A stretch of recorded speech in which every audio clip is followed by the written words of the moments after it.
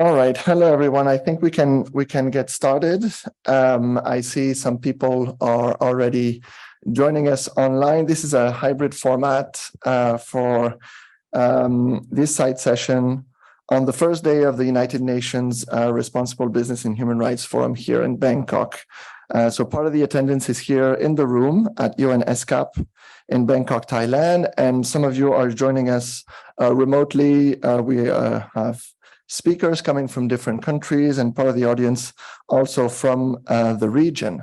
I'm very pleased to be with you. My name is Charlotte Mo. I'm going to be the moderator for this session. I'll introduce you a little bit to the context of this side event and run you through a little bit the structure of the day. Basically, I speak as a business school lecturer myself. I teach business and human rights in a business school in France, HEC Paris.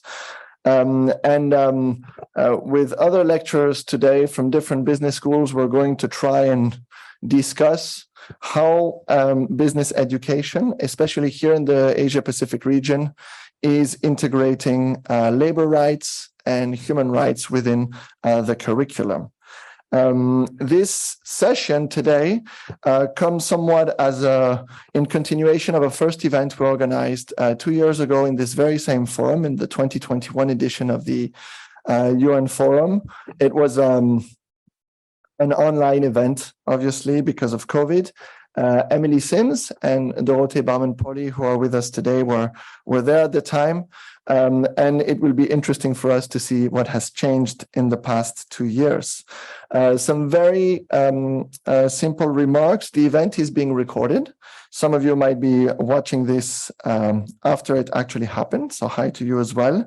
It will be available on the conference website, and we're going to be sharing a number of resources which you can ideally find either on the conference website, but also on the GBSN Global Business School Network website. If you have any question, by the way, maybe the easiest way to reach out to us is either look for us online or write to info@gbsn.org. Before I introduce the speakers who are with us today, a rough outline of the session. We have about 90 minutes ahead of us. We're going to structure this in 3 parts. The first half hour, we're going to try to look at what is currently happening in terms of integrating labor rights into business education. What's happening here in the region in different business schools, what's also happening within the sphere of business education in terms of accreditation, rankings, and we'll try to see why introducing labor rights in business education seems like a timely thing to do. In the second part, we're going to move to discussing some concrete examples of efforts that are being done to accelerate the introduction of labor rights into business education. And we're going to focus primarily on an initiative that has been taking place between the International Labour Organization, the Global Business School Network, which is a network of business schools, and the University of Geneva. Would like to keep about half hour at the end of this session to take questions from the audience. Obviously, for those of you who are here in the room, please feel free to participate and share experiences during the first hour. But otherwise, please note that we'll have a dedicated half hour to discuss this. And I also want the audience to know who's joining us online that you can ask questions through the Q&A. We have Prem with us from Sassin Business School, who's managing the Zoom and who will share the questions with us so we can take questions from the people joining us online. Now, we're very fortunate to have different speakers joining us from, I would say, all corners of the globe. Some of them are almost yesterday because they've joined us at the end of the 5th of June. So hi to Emily and Dan, who are in North America right now.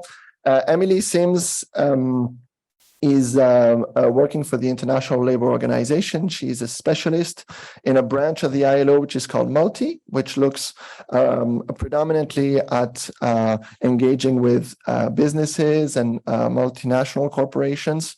And in the Multi department, Emily oversees a service which is called the ILO Help Desk, which is a service for businesses who need support in understanding how they can work around labor rights and international labor standards. So it would be really interesting to listen to your experience, Emily. And aside from this, Emily is also a business school lecturer. She teaches at Bocconi Business School and has been teaching for several years on issues related to human rights and labor rights. Also joining us from the North America is Dan Leclerc, who is the CEO of the Global Business School Network. Dan will have some time to talk to us about this very interesting network of business schools, which is truly global and truly dedicated to advancing business school education. So thanks a lot, Dan, for keeping up late with us. In Geneva, and thank you for waking up early, it's 6 in the morning in Geneva, we have Dorothée Baumann-Polly. Dorothée runs one of the only business and human rights center within a business school. It's the Geneva Center for Business and Human Rights, located in the Geneva School of Economics and Management at the University of Geneva. And she is also the research director of the second only center, which is the NYU Stern Center for Business and Human Rights. So Dorothée, thanks for being with us. You're well known in the field of human rights and business education. So it's really a pleasure to have you with us. Now, coming back here in Bangkok in the room, I'm very pleased to have two distinguished business school educators. Jaka Minata on the far right comes from Indonesia, where he teaches economics and leads the economics department at Universitas Diponegoro in Semarang in Central Java. Thanks a lot, Jaka, for making the journey over here. And directly to my right is Vasu Sriviba, who is coming closest to us. He's the Chief Impact Officer at Sassin Business School here in Bangkok. And he also has regional capacity because he's overseeing Vice Director of the ASEAN Plus Prime chapter here, which gathers different business schools. Vasu, I'll start off with you. So you're the Chief Impact Officer of a business school here in Thailand. And the motto of your business school is Inspire, Connect, Transform for a better, smarter, and sustainable world. So issues of sustainability seem to be quite important in your business school. Can you talk to us a little bit about this? Sure. Thank you very much, Charles, for the introductions, and thank you for joining us today. It's my pleasure to be here representing Sassin Health Management from Chulalongkorn University from Bangkok, Thailand. So it just took me this morning for about 10 minutes, which is like a privilege of being here in Bangkok. Thank you, Charles, for your questions. What I would like to share is a little bit about our journey. I would say it's like kind of like a bumpy ride before we are here today. Sassin Health Management, we are have small graduate schools in Bangkok, Thailand. We have about 150 graduate students each year. In total, the total class is about 250. So we are pretty small schools. We used to be a traditional business school focused on marketing, finance, operations.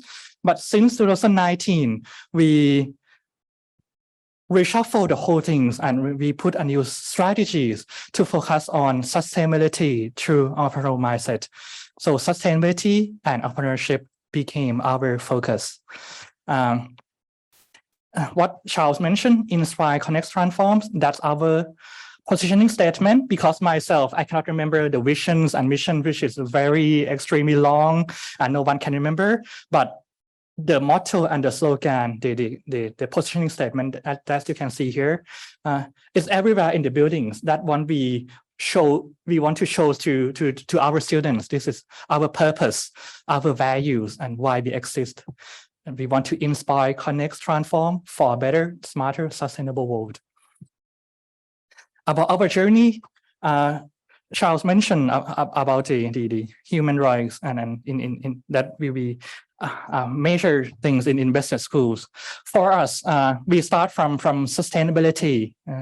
I mentioned earlier that we used to be like in a traditional ways. When you think about business schools, right? You come for finance, operations, HR, marketing.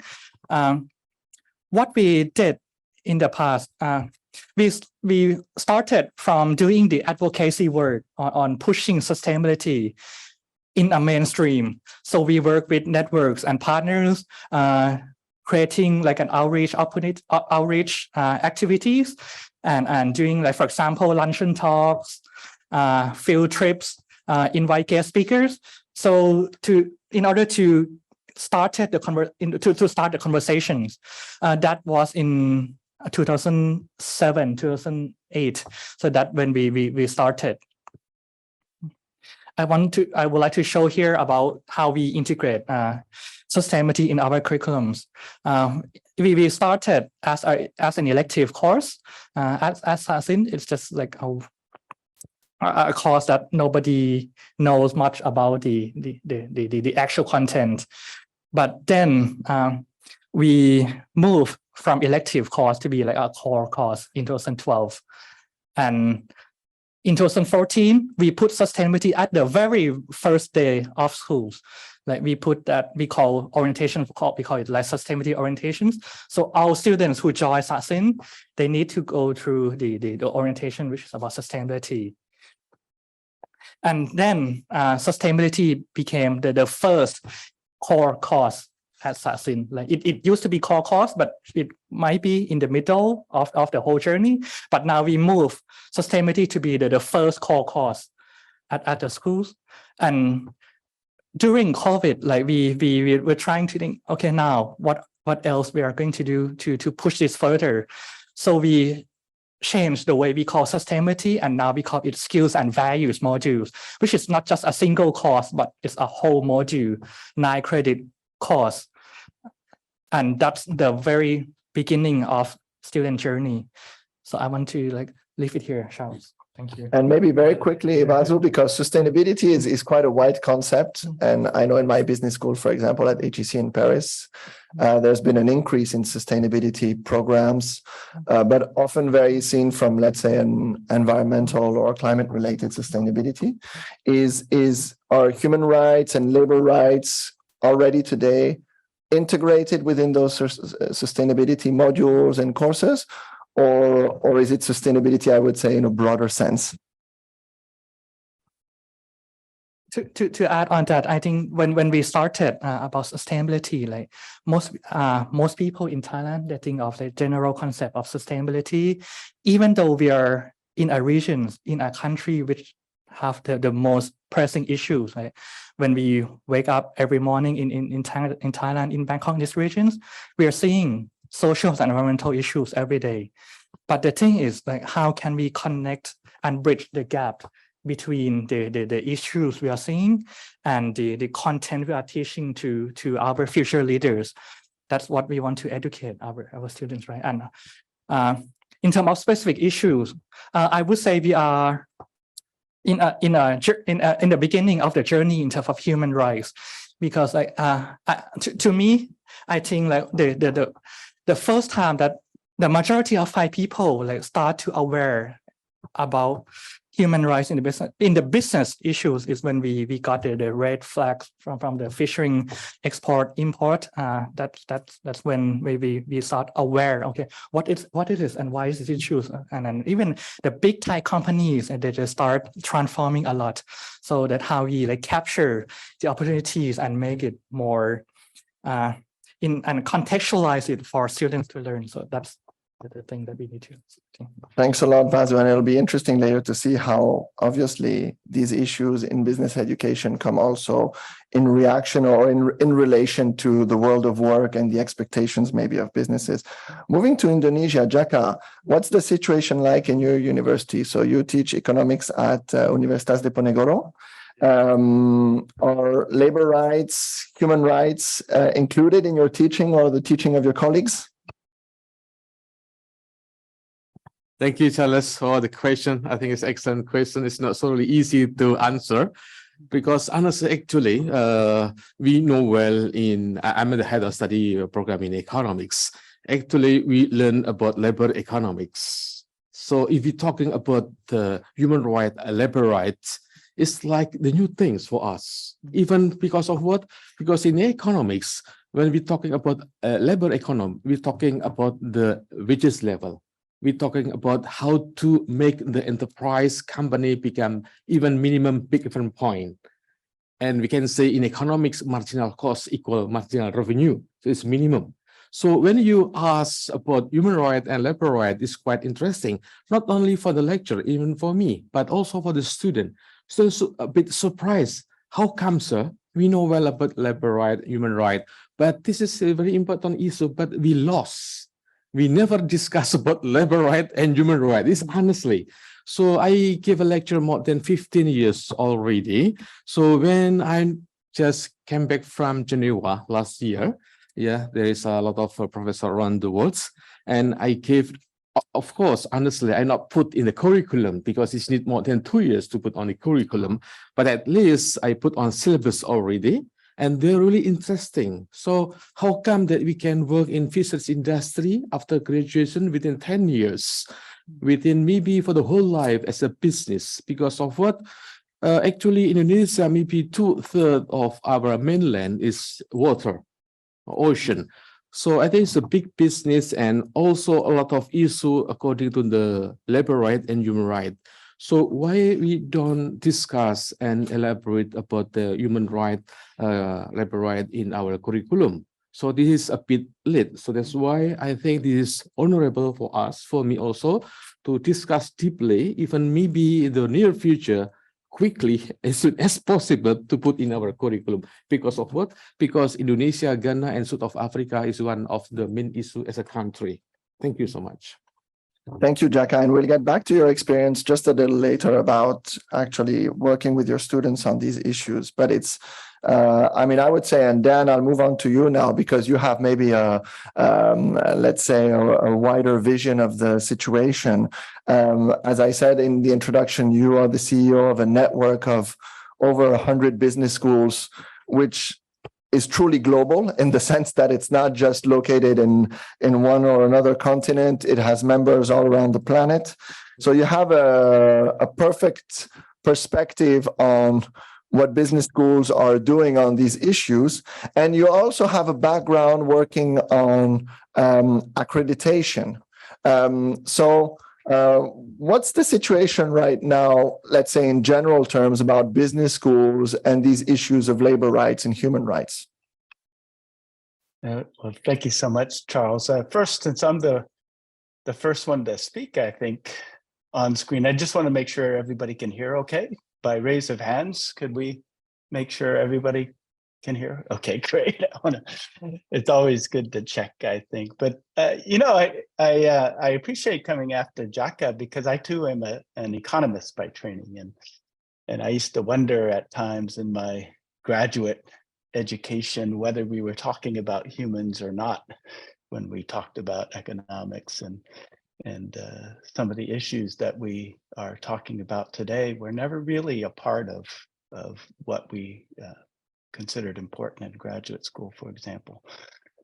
But I'm also happy to come after Vasu and Charles in that initial discussion, because I think you'll find that I agree with some of the points already raised. In fact, I think, you know, just based on the general trends, it would be easy to believe that that human rights, labor rights in particular, are more important in business schools.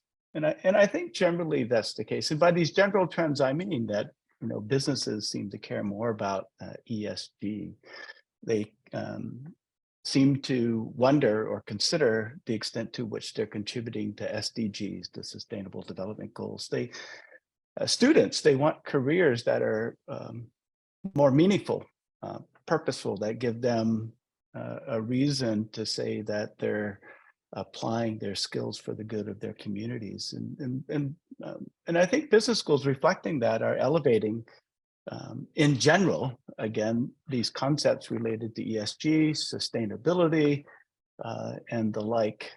And accrediting bodies are following. In fact, if you had the slide up there about AACSB, I worked for a long time at AACSB, and there's a new set of standards which include the Standard 9, it's called, which mandates that schools that are accredited must demonstrate that they have a positive societal impact. But that's not all. In fact, you'll see substandards throughout, whether it be about the mission, about the curriculum, about the faculty, and their research impact. There's frequently references to not just the impact they have on students and businesses, but on society as a whole. EFMD and EQUIS for a long time have considered what they call ERS, ethics, responsibility, and sustainability, cross-cutting standard. In this case, I think it's coincidentally chapter 9, but again, cuts across the mission, cuts across the education, the research, and the outreach, and the engagement of faculty. And that's good. Rankings, FT, as you pointed out in an earlier conversation. In fact, you might want to flip the slide. The FT is weaving in things like responsibility and impact into its standards. And I really like what FT has been doing with their awards. They have a Responsible Research Awards. I've had the pleasure of being a judge for and seeing many of the impactful research. So this is happening. I really believe this is happening. But as pointed out by Charles earlier in this question to Vasu, it's very general, right? There's a lot of room here for schools to do different things within this broad scope of things we call social responsibility, sustainability, et cetera.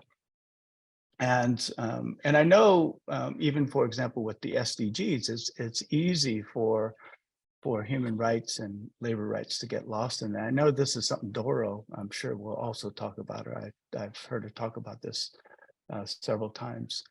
But for me, I want to go back to what Jaka was talking about a little bit, or referring to, just as a way of questioning what we're doing as we move forward.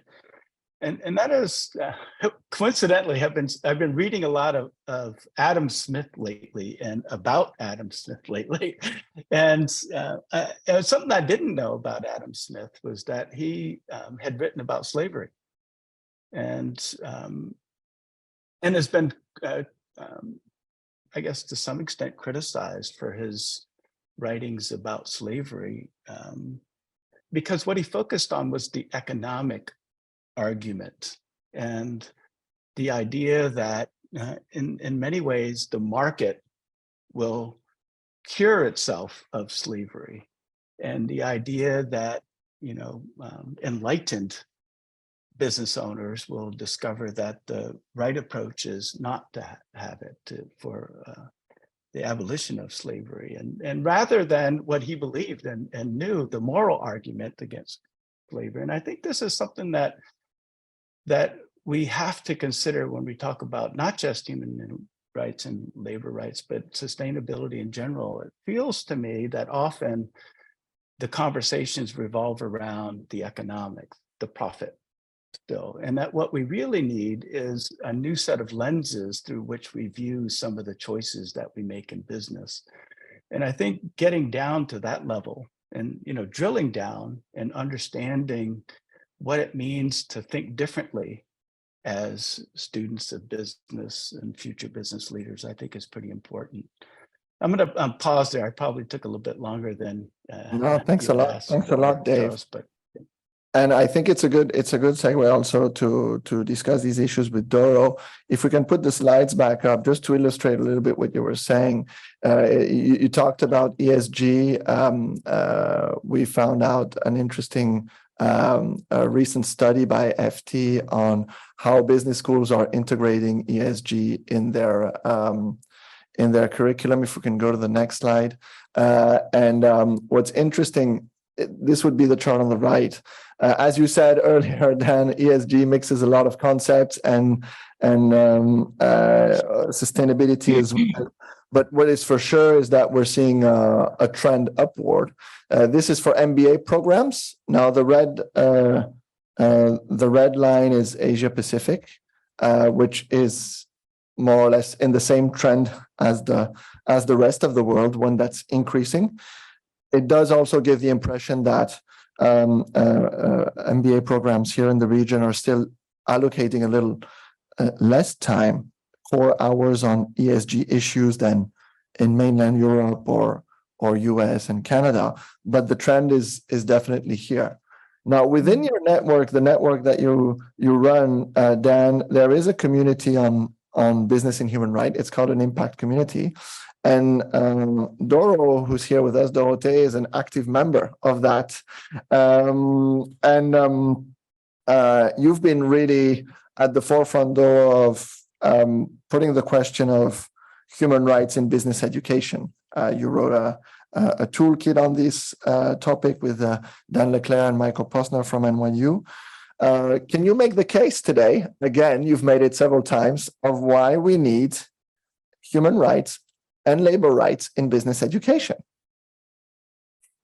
Good morning, everyone. It's really a pleasure to be with you here today. And of course, I can make the case for human rights in business school education. That's essentially my daily bread. As you mentioned, I'm leading the Geneva Center for Business Human Rights. And in my research, I focus on human rights challenges in business. And I think it's important to say this loud and clear here. We're not talking about issues in the abstract. And it was alluded to earlier that we need to bridge between what's happening in the real world and what we teach in the classroom and what we conduct research on. If you could put the slides up, Charles, this first slide just shows an op-ed that my colleague Michael Posner and myself published in FT, where we talk about our work on cobalt sourcing. And I think it's important to show that these are real issues for businesses. Here we talk about responsible cobalt sourcing from the Democratic Republic of the Congo, but we urge companies in this context to take the business realities on the ground seriously, because they create actual business risks. I mean, generally for mining, if there's community conflict, mining projects come to a standstill, which is very costly. And with emerging mandatory human rights due diligence in Europe, it's also major legal risks, for example, to have child labor in your supply chain, something that's very common in mining. And so indeed, I agree with Dan, we have to think differently, and we also need to consider the new skills that managers need to navigate the comprehensive challenges that companies face in a globalized economy. Please move on with the slides, Charles. So I'm happy that the FT indeed has taken up this topic in multiple ways. And they also attest to the fact that the train has left the station for business schools to take on human rights. Indeed, there are more and more schools that take on labor rights and human rights as part of their curriculum or as part of their courses. And of course, I'm part of two institutions, the Geneva Center and the NYU Stern Center, that sort of pilot that in the most institutionalized way. But I believe there are many ways to bring in human rights to business school education and effectively prepare future leaders to manage these challenges. And that's the reason why, indeed, we put together this toolkit that should help individuals in business schools to make the case, within their own institution and to their deans that are sometimes reluctant to add yet another topic to an often very crowded curriculum, but for them to see, and the toolkit is full of testimonies of leading schools that have started the journey, for them to see that these are not outliers, but indeed it's increasingly mainstream to at least consider these aspects. And of course, with ESG, that I find very important too, we have yet to fully get to the S. So the S, the social dimension of ESG, is supposed to capture human rights, and it doesn't really do that yet. And future managers need to understand to deliver on the S. And of course, in Europe, how to deliver on mandatory human rights due diligence. Generally, I would say this is a trend that reflects also in academia. Here you can see the many publications and how their quantity has tripled in recent years. And if you would extend the timescale, I think the curve would go further up, because with this legislation in Europe, of course, more and more researchers jump on business human rights as a topic, and are also considering as an important area of potential research. As I said earlier, the Geneva Center and the NYU Stern Center are probably the most institutionalized ways of bringing in human rights, but I don't think every school will have a center on human rights, but I do believe that all the schools teach core subjects in their business degree, accounting, finance, marketing, and it's in those standard classes where I think a human rights perspective could be highlighted more than they often currently do. And coming back to a lot of my research, which happens in the supply chain context, if I look at the syllabi of supply chain courses, it's often all about optimizing logistics and very little about the labor rights that are also touched by these business decisions. And I think this is something that could change because, as I mentioned earlier, not considering these issues can create real business risks, and not understanding or able to manage these challenges can really put companies at risk of losing profits as well. So from a business case perspective, I think there is a business case to be made as well to ensure that companies actually consider human rights as a fiduciary duty, as the banks would say, to consider this aspect. Thank you, Doro. I mean, I think it's a good transition. If you think it's good for businesses, we can ask someone who is in constant relationship with them about it. But it's really interesting. I mean, I take several elements from the case you've made, which connect with what Dan was saying as well. About how the tensions that exist in business schools around economics, profits, what maybe Adam Smith can help us teach very well, and some other aspects of human life which are not always factored in. And I think your example on cobalt also could be a good question for Vasu. You can do a sustainability course and highlight the fact that maybe a greater emphasis should be put on having electronic vehicles in your city, and completely overlook that with this massive change comes human rights challenges. So looking at sustainability and factoring in the human rights and labor rights issues will not make it any easier, but it can help you avoid problems and issues and risks. Now, Emily, going to you, you have really an interesting perspective on this, because as I said earlier, you run basically by yourself this International Labor Organization help desk, which is a service for businesses who need help navigating their way basically with labor rights. And you've been running this for some time. You've also seen the changes. Are businesses interested, curious, afraid? What are the type of calls that you receive? Who is calling you? And how do you make sense also about the need for business schools to include these issues in the teaching? Thank you, Charles. Can you all hear me? Yes, I can hear you fine. Okay. So I guess I would start by answering your question, Charles, with just giving you an idea of the change over time. It's established in 2007, the help desk. And since then, but in the 15 plus years, we've answered over 9,000 individual questions. So that's a company writing to me and asking a specific question. But I think the more interesting statistic is the change in visits to our website, because it's an individual service that's free and confidential, but also a website. And the website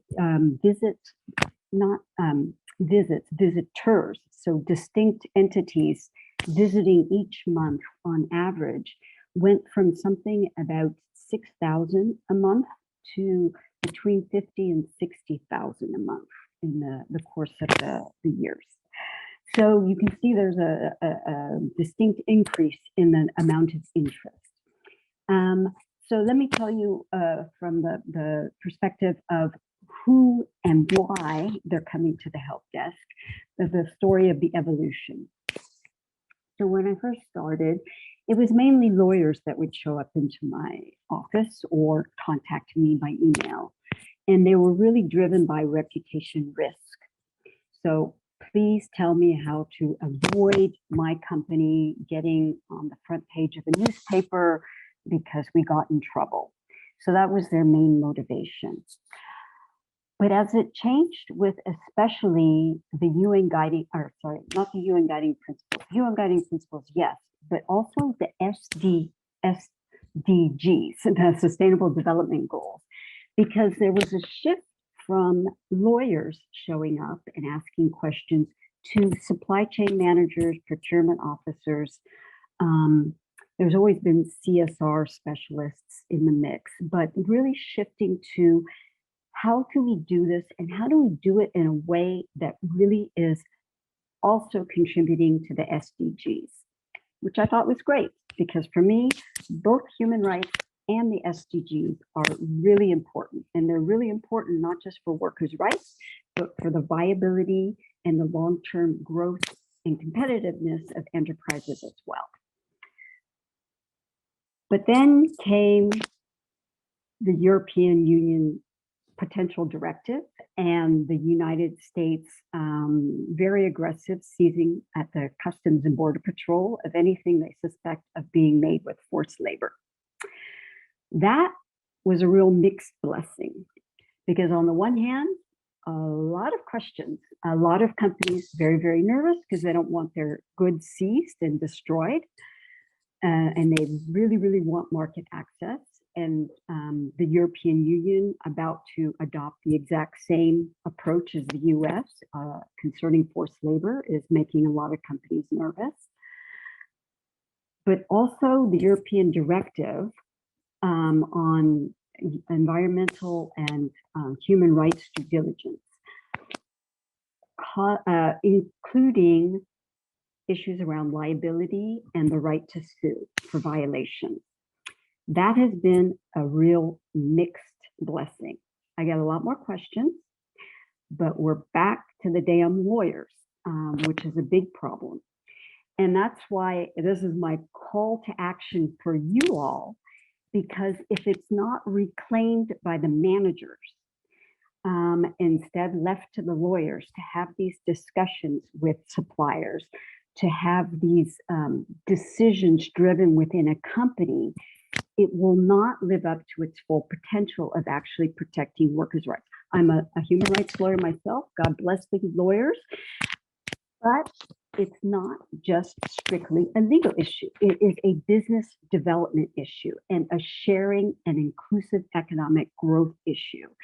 And we really risk companies, especially in developing countries on the supplier end, actually being harmed rather than helped.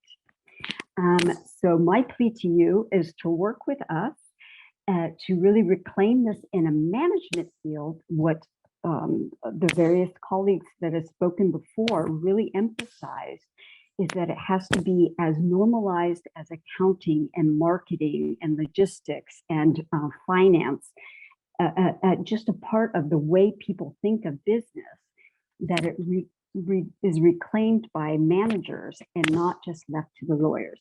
Because otherwise we'll have almost gone full circle from the lawyers in my office to the far more interesting and greater potential of the procurement officers and other managers in my office, and back to the lawyers again. Because it's a shame if this ends up being simply barriers to trade, cutting people off from access to markets, but also making companies so nervous about liability issues that they freeze up and they do things to not be a laggard behind their peers, but no one wants to stick their necks out anymore to help their suppliers, to take risks on suppliers who have potential but aren't there yet, but who actually have the greatest promise for increases in improving their respect for human rights, but also their competitiveness. And especially in really least developed countries where they can make such a huge difference in transforming the economies in their countries as a whole. I'll stop there. Thank you very much, Emily. I mean, I think it's really interesting to see. And I mean, if you recall, when we had this conversation 2 years ago in this very forum, obviously, well, the Tariff Act in the United States existed, but maybe it wasn't enforced as much as it is now. And as it was during COVID, the European Union Directive on Mandatory Human Rights Due Diligence was not as much an issue that we were talking about. And so it's quite impressive to see how quickly things change. But also, I think I take your point about this tension in the field of business and human rights around a legal approach and more of a business and management approach. If we had a conversation about whether we should include business and human rights in law education, it would be very different. Because maybe much more is being done and since a longer period of time. But it's really valuable to have your insights from engaging with businesses. Moving on very quickly, I'd like to show you a couple of slides. I'd like to thank Vasu and Dan who worked on this. Basically, what we did in preparation of this session, we sent out a survey to Asia Pacific members from GBSN, the signatory business schools from the Principles on Responsible Management Education here in the ASEAN region. And we received about 35 inputs. So in yellow here on the map, you can see both Sasin and Diponegoro University, so you can locate where they are. But we received insights from Nepal, from Pakistan, India, only business schools, China, South Korea, Cambodia, Indonesia, Philippines, Papua New Guinea, Australia. So a very diverse group of business schools. And we asked them 4 very simple questions. First question was to know a little bit, are human rights and labor rights currently in the curriculum? And as you can see, the majority of answer is a little bit what we heard from Jaka and Vasu as well. It's we're somewhere in the process. So the first answer in terms of answers is to some extent. So you would have scattered examples, maybe an elective course here and there, but nothing really structured. Not what Doro advocates for in the toolkit. The second time is a little bit more advanced, and we can see there's quite a number of respondents in that direction as well, which is to a moderate extent, so maybe a little bit more than the first case. What we don't really see here in the region is we don't see business schools that are not doing anything, so no one is completely overlooking the topic, but we're not seeing any champions as well, or very little, that have included it as requirement course or things like this. The second question we asked is who's interested in these issues, in human rights and labor rights? Is it students? Is it faculty? Is it possible recruiters? Is it local governments, ministries, etc.? And well, the answers are diverse, but as you can see, there's a little bit of interest from everyone. So we're not necessarily seeing is a lot of motivation. So it doesn't seem that students are asking for it desperately or that faculty, but we're not either seeing any situation where some stakeholders would be saying, no, we don't need this, or this is not what we need. So it's a timid interest, I would say, in terms of these issues. The third question we ask is, are there obstacles currently preventing you from teaching these issues and integrating them in the curriculum. Now, just the survey was sent out to a number of people, asking them to send it themselves. And so we have respondents that are in the management of business schools as much as we have some in the faculty. But basically what comes out is maybe one of the main obstacles is the lack of interest from, or expressed interest from, recruiters. Now, Vasu, you were saying that the game changer here for you in Thailand was the red card. So maybe the red card generated a response from businesses, expectations, and a reaction from your business school saying, okay, there is the expression of a need. And it's true that business schools, I think, work a lot also anticipating or trying to understand what are the needs of businesses where they operate. Overcrowded curricula, lack of teaching resources or knowledge are some of the reasons why, but we don't have a clear picture. So maybe we need to work on all of these aspects. And then the question that we asked, the last one, is what could be useful for you?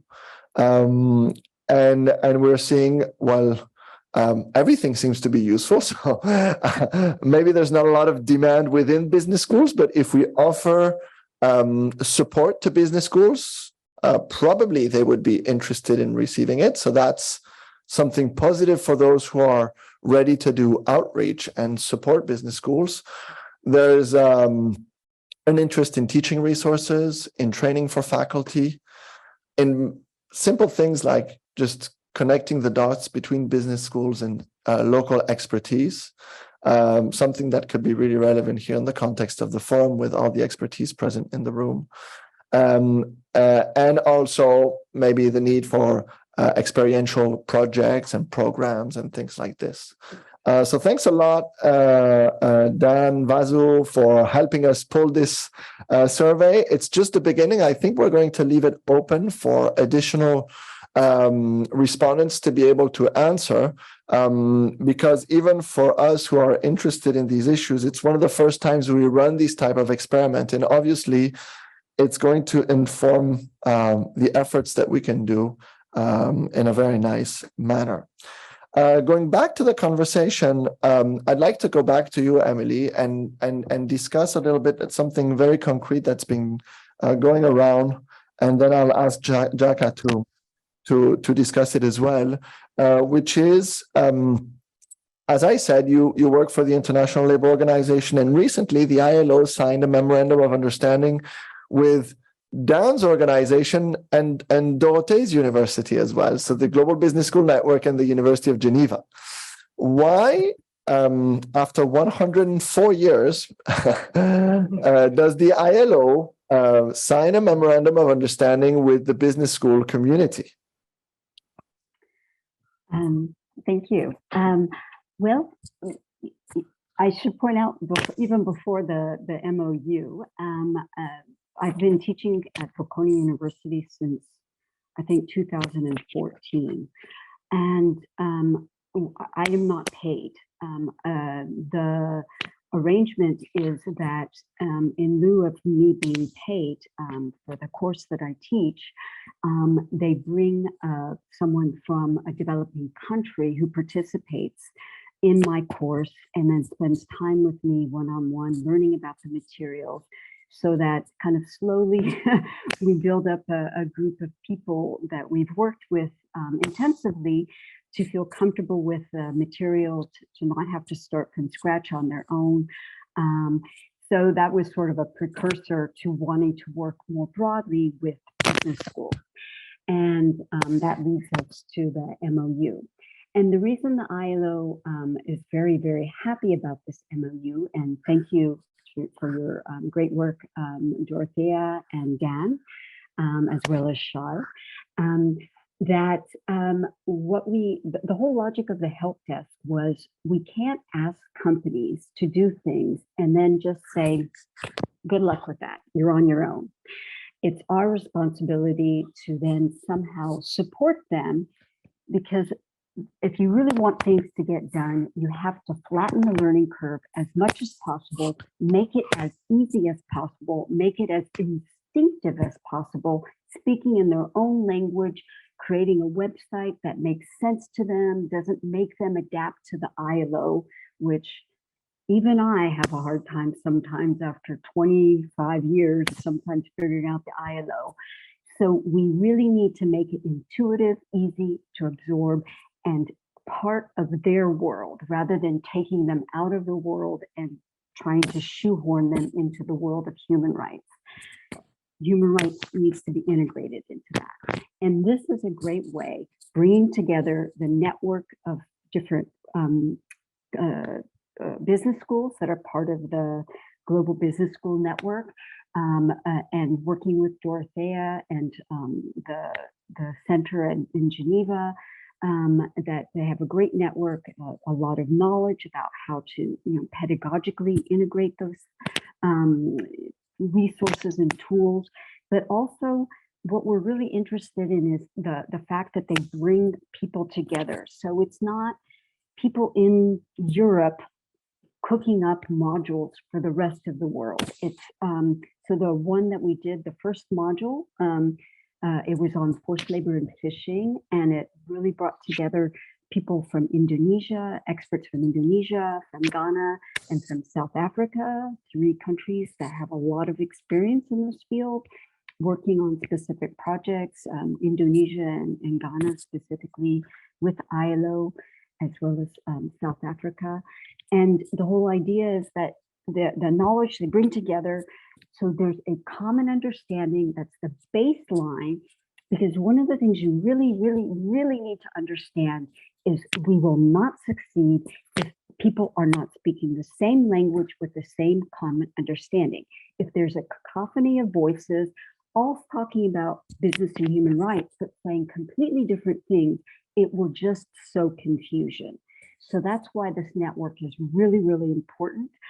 But at the same time, recognizing that situations are different in every country. So having a baseline of materials that are common to everyone, but then can be adapted when doing education in a particular context with a particular focus.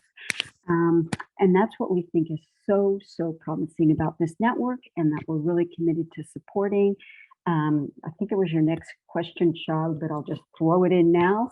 Our upcoming next module is on broader forced labor and migration and fair recruitment in general, that is more global and not sector specific. So we've gone from very narrow fishing as a sector to a broader context that will be our good second step. But just the whole model of having baseline knowledge that's shared universally across business schools, at least potentially, bringing together experts from around the world and not just one or a few people that are commissioned to come up with a module on their own, but bringing the best of knowledge. And then the adaptability in a local context, I think, is really an excellent model. Thanks. Thank you, Emily. So yeah, we can see here on the screen here, and those coming online, you can probably see this picture of it's nothing more than a group of business school lecturers. If you've never seen any, this is what they look like. And you can maybe see me and Jaka. Dan was here as well, Doro as well. And so this is really the idea behind, once you've understood the situation that we've described earlier, which is that to a different extent, business schools in the region here and elsewhere are starting to get interested in these issues, but don't always know how to go about it. The second question is, what do you teach and how do you teach it?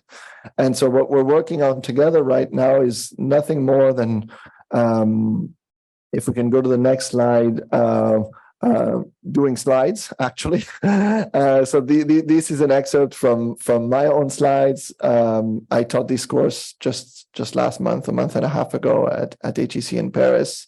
Slides from Doro, which kind of push us to teach this, I would say, in a different way. I mean, I was not used first as a student in a business school and now as a lecturer to introduce, for example, the industry of fishing to my students. But then when you look into it concretely, you see the level of abuse. Yesterday was the International Day against IUU fishing. And more we are realizing how we're interconnected, interdependent, and also how as consumers we are related to human rights abuse in the products that we consume. So the idea, the philosophy, this activity was done with a project called the Accelerator Lab.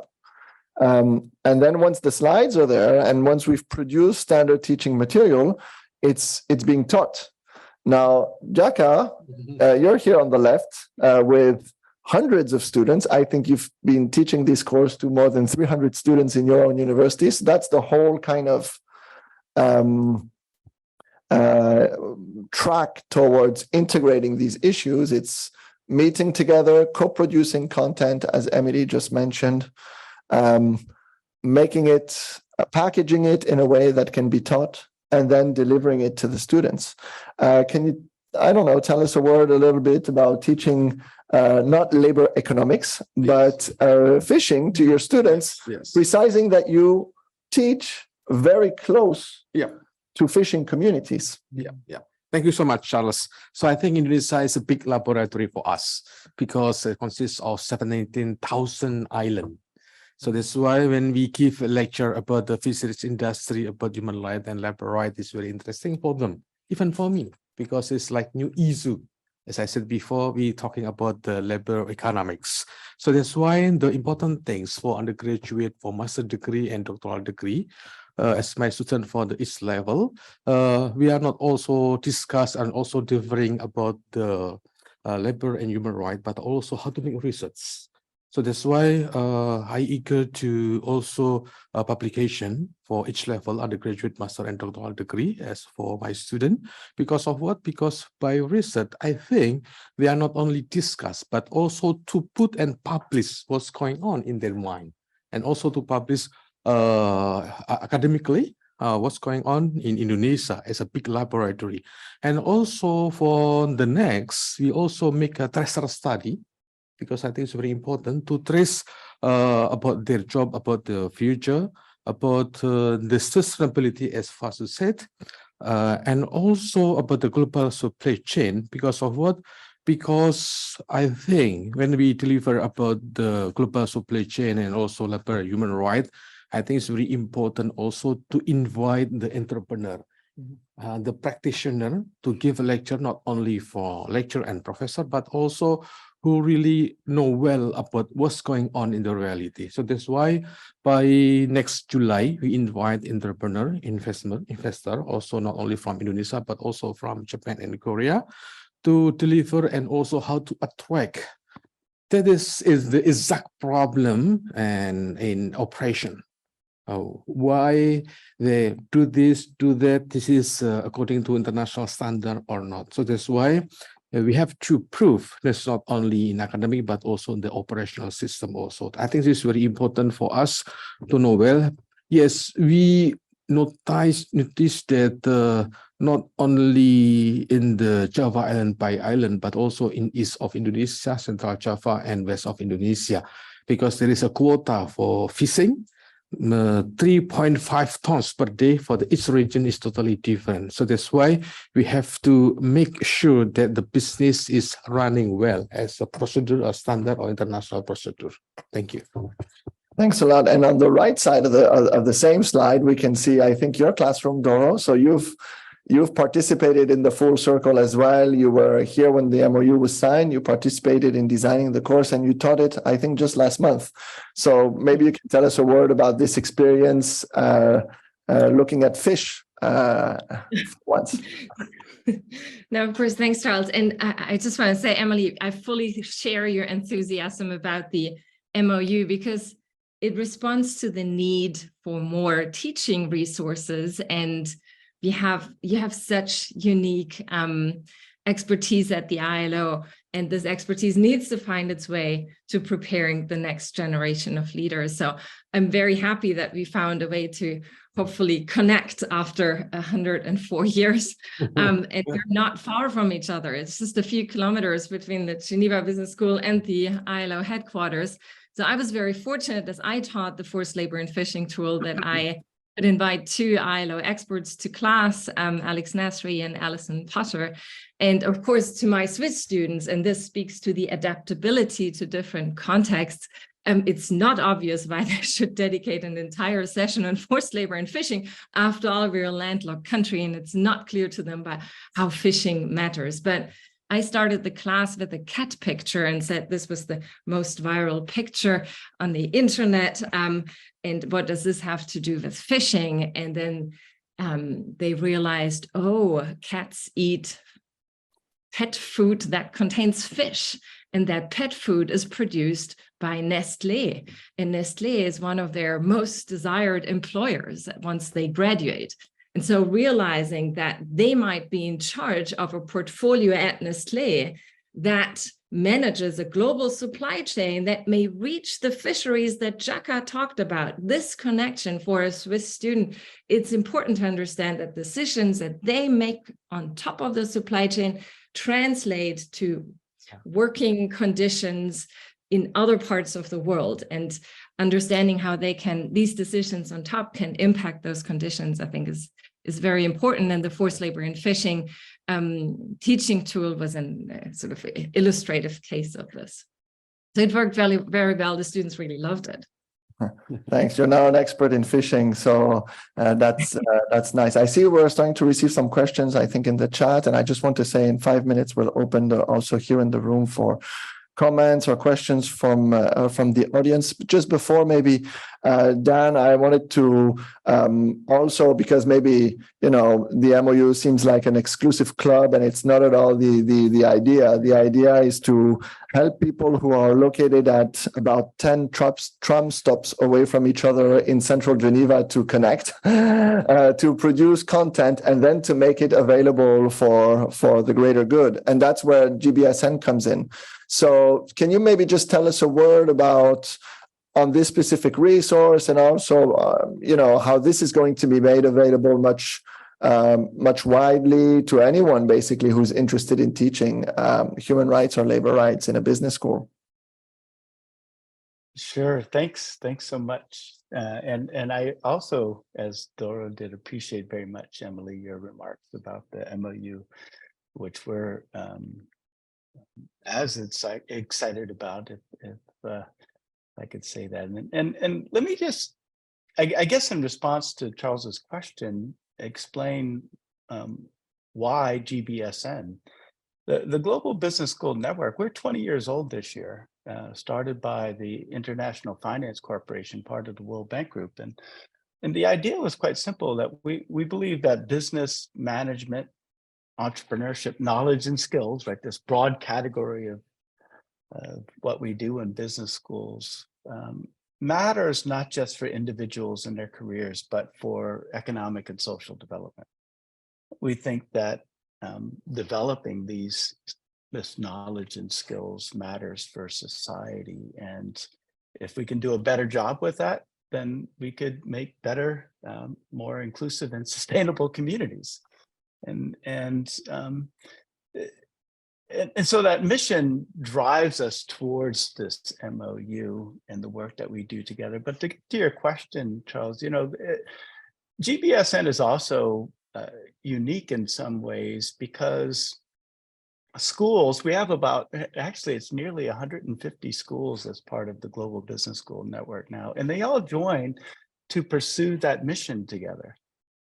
And what's interesting about it is most of the time when you talk about networks, schools join to be part of something exclusive.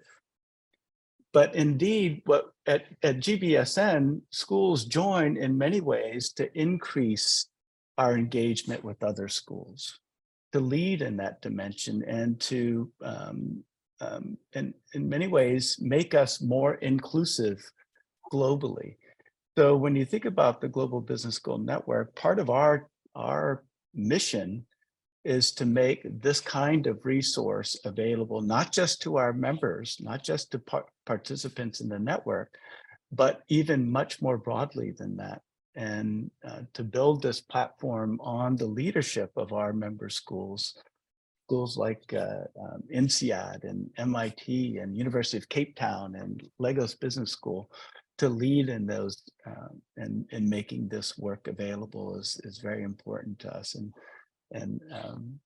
in Thailand, Sasin School of Management in Indonesia, what I think is really cool about this MOU is it also puts schools in emerging economies in the global south, for example, in a position to lead and to help the rest of the world to understand what they know and think and believe with respect to management and management education. So we're pretty excited about this and the work that we could do together, and that connective tissue that we're building, you know, not only globally, but the connective tissue. And I saw the questions in the chat. You know, we at GBSN, we believe business schools are best positioned at the nexus between the private sector, government, and civil society, not squarely within the context of private sector business. And as a consequence, we think that there's a strong need to build that connective tissue between organizations of the UN, for example, NGOs, as well as government and business. And that's pretty important to us to do that kind of work. And we appreciate the opportunity.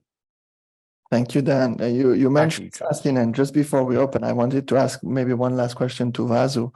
You mentioned also the fact that you know, your interest at Sasin in human rights also emerged from a case here related to phishing.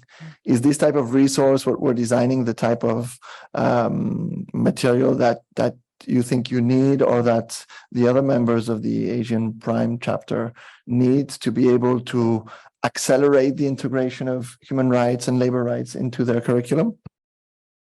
Thanks, Charles.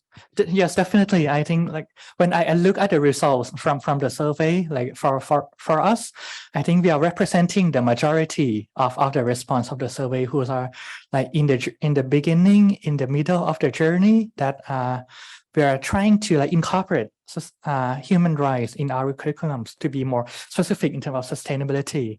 And definitely, I would like to reinforce what Dan just mentioned about the connectivity, the inclusive network. That's why we joined the GBSN network. It's not just about we want to be part of the global community and global agenda, but the way we can learn from each other is that we really see the good things that from joining the network. And also the questions that the many respondents, the answers about what they need in terms of resources. I think if you remember, like what they need most is the experiential examples and the real world examples. I think whatever the tools that we are using with students, human rights need to be very tangible and very something that really connect to the work that they are doing. So that's why I really like the examples that Doro mentioned, that why cats in the backyard of the kids in Geneva would relate to fishermen in Java Islands. So we need the storytellers, we need the stories, we need resources, we need tools that could help us develop and close the gap. The slogan of this conference, like from commitment to action, right? So how can we bridge the gap from talk to commitment and from commitment to actions? So I think that's what we want to hear from each and learn from each other today. Thank you. Thank you, Vasu. Well, I mean, we have about 15 minutes now to Dan, I see you've already been looking at the chat, but also invite the people who are here with us in the room. If some of you, if you can just introduce yourself as you're asking the question, and if you have any question or remark, please. Hi, thanks very much. I'm Dave Welsh. I'm the country director for the Solidarity Center, which is the AFL-CIO's international NGO representative. I'm the country director in Thailand and Burma. Most of our work, all of our work is involved in this topic, but it comes from I think a slightly different slant, mainly suing multinationals, filing trade petitions against governments, et cetera, et cetera. So I would just Well, I ask one question sort of experientially. Can you point to any, in my experience, I mean, in Thailand in the past 12 months, we've just secured the largest ever settlement in the history of the global garment industry, wage theft by an American multinational. There's a trade petition against Thailand, GSP petition limiting access to the US market based solely on labor rights. I just accompanied the US Department of Labor last week to the Burmese border on the forced sale of goods issue, et cetera, et cetera. And so again, with all these initiatives, the only thing that actually, in my experience, bites and affects changes are public shaming, aggressive legal cases, international campaigns. What's missing is to address the sort of legal fiction that multinationals, Western multinationals, have actually no ability to change the supply chain, and in my experience, no willingness genuinely to do it. Can any of the presenters point to any major multinational that has made significant changes to effectively police their supply chain? And secondly, is the need to actually put teeth to any of these mechanisms whether it's the UN guiding principles, except the ILO complaints, et cetera, et cetera. None of these actually impact businesses to the extent that they attach criminal or even civil liability to what are notoriously horrendous business practices in the fishing industry, garment industry, palm oil, whatever dominant industry in the region. But that could be said globally. So I guess those are my two questions. And my observations are that I appreciate the attention, but I would just finally just ask of practitioners in this field to incorporate as much as possible actual trade union leaders and actual workers from the bottom of the supply chain to expose your students to the realities. This is absolutely crucial, and it seems to be genuinely absent in all of the experiences that I've been exposed to. Thank you. Thanks a lot for the comment. Does anyone want to take this question, or maybe we can take? I'm happy to briefly react. Do you want to react, please? So thanks, David. My students, they choose to be at business school, and they probably want to have a career in business. But what's very clear, they choose also my classes because they don't want to be part of the problems that you're describing. They're very eager to learn how they, from a business position, can actually contribute to solutions. So they're very interested in our solutions-focused work. And I think your work contributes to an ecosystem that drives that. So it's very positive. And of course, as mentioned in my teaching, it's one, element